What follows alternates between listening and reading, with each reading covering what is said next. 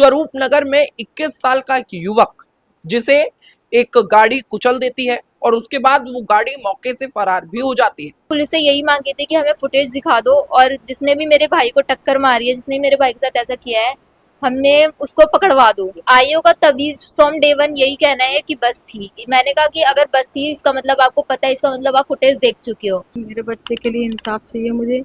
मेरा इकलौता चिराग गया है घर का। नमस्कार, मैं हूं अंशु और इस वक्त आप दिख रहे हैं तहलका दिल्ली। दिल्ली की पुलिस, यूं तो दिल की पुलिस कही जाती है, पर दिल कब जनता का टूट जाता है तब टूटता है जब मामला होता है हिट एंड रन का, पर पुलिस इस मामले को दबा देती है। परिवार कई दिनों से इंसाफ की मांग कर रहा है, लगभग 10 दिन होने वाले हैं। पूरा की पूरा परिवार अभी भी मेरे साथ बैठा है। ये बात है स्वरूप नगर इलाके की। स्वरूप नगर में 21 साल का एक युवक जिसे एक गाड़ी कुचल देती है और उसके बाद वो गाड़ी मौके से फरार भी हो जाती है। इस मामले की ना ही तो कोई सीसीटीवी रिकॉर्ड होती है, क्योंकि प्रशासन का साफ तौर से कहना है कि मौके पर लगे हुए तमाम कैमरे बंद हैं। अब जुड़ते हैं परिवार से, पुलिस ने किस तरीके से पूरे के पूरे परिवार को दबाने का प्रयास किया है, जानने की कोशिश करते हैं क्या कुछ हुआ है। मतलब हमें पहले आईओ ने हमारे ये बोला है कि दिल्ली के 88 कैमरे बंद हैं। ये मतलब दिल्ली का सबसे बड़ा रोड है, जीटी करनाल रोड, और इस पे इतनी बड़ी लापरवाही कैसे होगी। मैंने वहां जाके बस ये क्वेश्चन करा था कि ये दिल्ली का सबसे बड़ा रोड, दिल्ली का मतलब इंडिया का सबसे बड़ा रोड है जो लाहौर तक जा रहा है। इस पे अगर किसी का चालान काटना हो तो तुरंत इनके कैमरे ऑन हो जाते हैं, तुरंत हर किसी के इंसान के फोन पे मैसेज आ जाता है। पर अगर किसी बंदे को कोई इंसान मार के चला गया है तो उसके लिए इनके पास फुटेज नहीं निकल रही है। इसमें किसकी गलती है? मैंने बस वहां जाके यही पूछा था, तो आईओ ने बोला था इसमें सरकार की गलती है। मैंने कहा तो सरकार वोट किस लिए लेती है? मैंने बस ठीक है इतना पूछ लिया था। तो कह रहे कि अब इसमें मेरी तो कोई गलती नहीं, इसमें मैं तो कुछ कर ही नहीं सकता। अगर मैंने कहा तो ठीक है मुझे रिटर्न में लिख के दे दो कि आपके कैमरे बंद है ऐसे ऐसे। तो इन्होंने कहा चल इसको ठीक है एसीपी के पास लेके चल।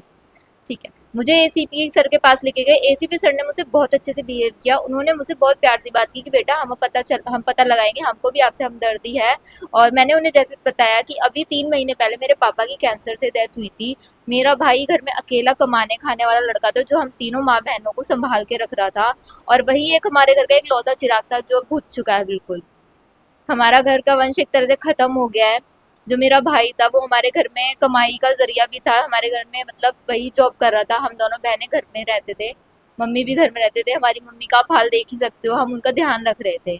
अभी तो वो बिल्कुल सदमे में जा चुकी हैं, क्योंकि एक लौता बेटा और एक पति जाने का दुख किसको नहीं होता, इसे हर कोई समझ सकता है।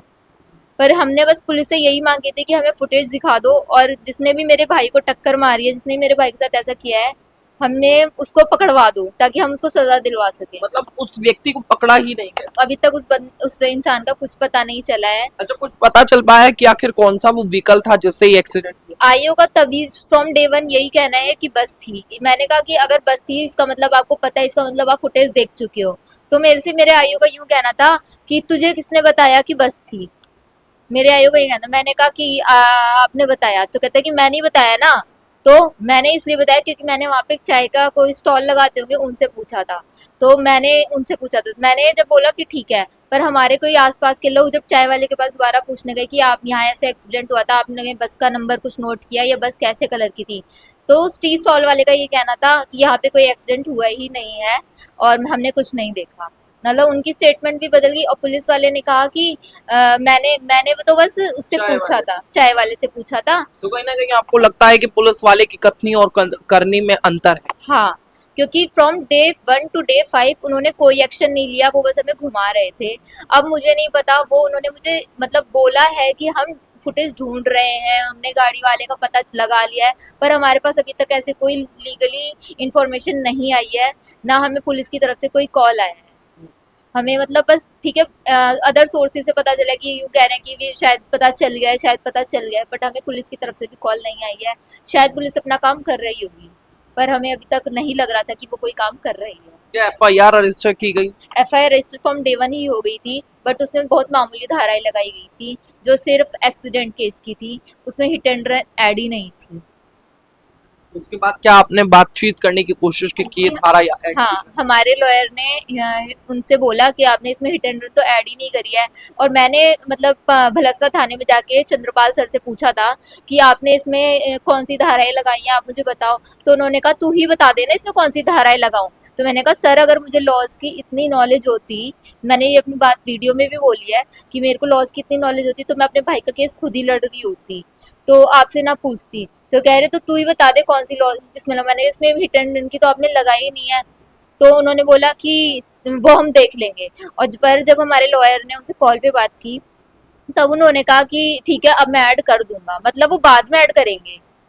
अब हमारा उन्होंने कहा है आपका केस भवाना एमएस सेल में पहुंच चुका है, आपके नए आए हुए हैं, मेरे से आपका कोई रिश्ता नहीं है, मेरे से आप कुछ बातचीत मत करो, मेरे को ना फोन करने की जरूरत है।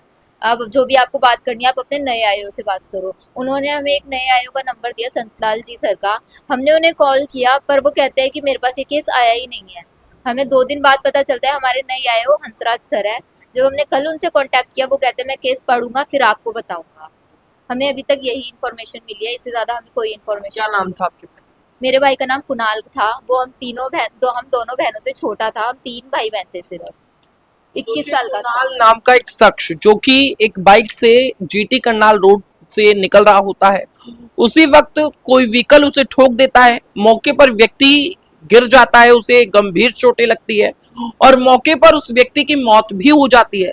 पर पुलिस का साफ तौर से कहना है कि कोई भी सीसीटीवी फुटेज हमारे पास नहीं है, जबकि पास ही सीसीटीवी कैमरे भी लगे हैं। पुलिस का कहना है वो कैमरे ऑन नहीं है, वो कैमरे चालू नहीं है।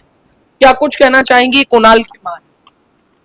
मैं क्या बोल सकती हूँ, मेरे बच्चे के लिए इंसाफ चाहिए मुझे। मेरा इकलौता चिराग गया है घर का, उससे ज़्यादा मैं क्या बोल सकती हूँ क्योंकि मैं अभी सदमे में हूँ।